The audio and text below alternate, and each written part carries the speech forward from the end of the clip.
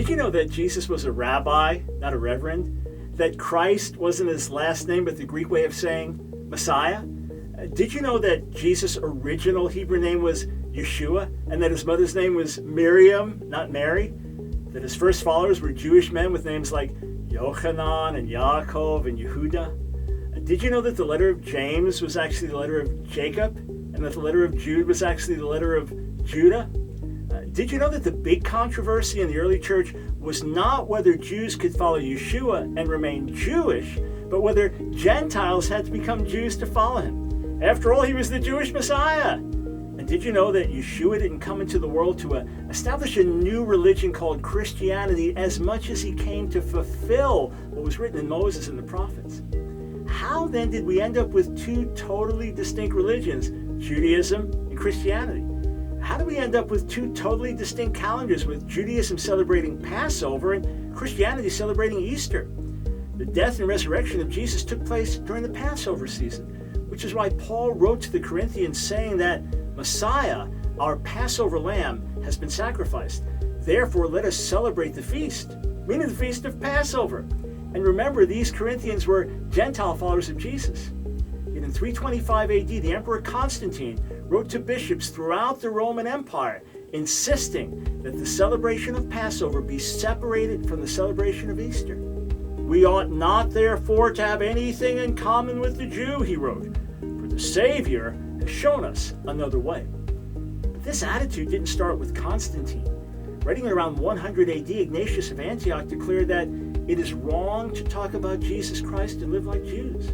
About 75 years later, in 177 AD, Irenaeus declared that Jews are disinherited from the grace of God.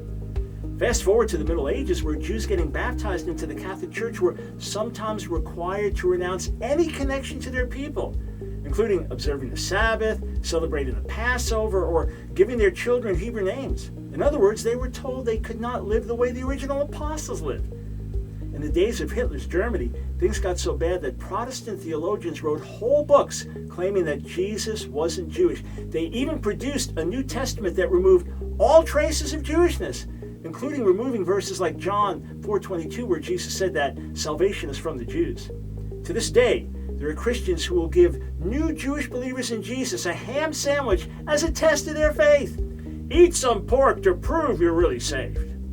How in the world did this happen? To this day, we read the New Testament through a Christianized filter, thinking that Saul of Tarsus had a vision of Jesus and converted to Christianity, becoming Paul the Apostle. In reality, there was no such thing as Christianity at the time Paul became a follower of Jesus. And Paul would have had two names from birth as a Jew born in a Greek city. So his Hebrew name was Shaul, Saul, and his Greek name Paulus, Paul. And even after he became a follower of Jesus, he was still known as Saul, and he was still a Jew. But when he began his mission to the Gentile world, he became known by the Greek name Paul. It's that simple. Ironically, it was Paul who warned Gentile believers in Rome not to reject the Jewish roots of their faith. As he wrote in Romans 11, remember, it is not you who support the root, but the root that supports you. How then did the church get cut off from its Jewish roots? How did it go from an exclusively Jewish movement to an anti-Jewish movement? In the first stage, the great majority of Yeshua's followers were Jews, with only a small minority of Gentiles. But over time, as more and more Gentiles came to faith, they became the majority. And when the national Jewish leadership continued to reject Yeshua as Messiah, the Gentile church leaders concluded that God had rejected Israel. We are the new Israel, they proclaimed. God is finished with the old Israel. They failed to remember Paul's words in Romans 11:25, that Israel was only hardened in part, meaning that in every generation there would be a remnant of Jews who would follow Yeshua, and at the end of the age the Jewish people would turn en masse to Yeshua. As Paul wrote, and so all Israel will be saved. As a result, the church quickly forgot its Jewish roots, separating itself from the biblical calendar, declaring the Jewish people forever damned, and telling Jews who wanted to follow Jesus they had to choose between following the Messiah or being Jewish. Talk about turning things upside down. Does this mean that Gentile Christians should live like Jews? Absolutely not. Does that mean that Jewish followers of Jesus are superior? God forbid. Does it mean that it's wrong for Gentile followers of Jesus to develop their own traditions? Certainly not.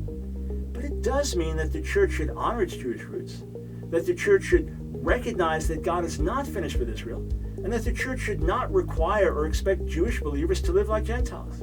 Is this too much to ask?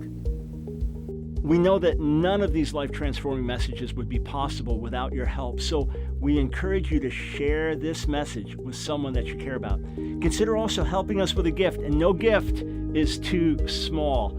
It's through your generosity that we're able to produce this thought-provoking series and reach the world with God's life-changing message of love and truth. So to stand with us, log on to AskDrBrown.org and click on the Consider This banner. Thank you, and may God richly bless you.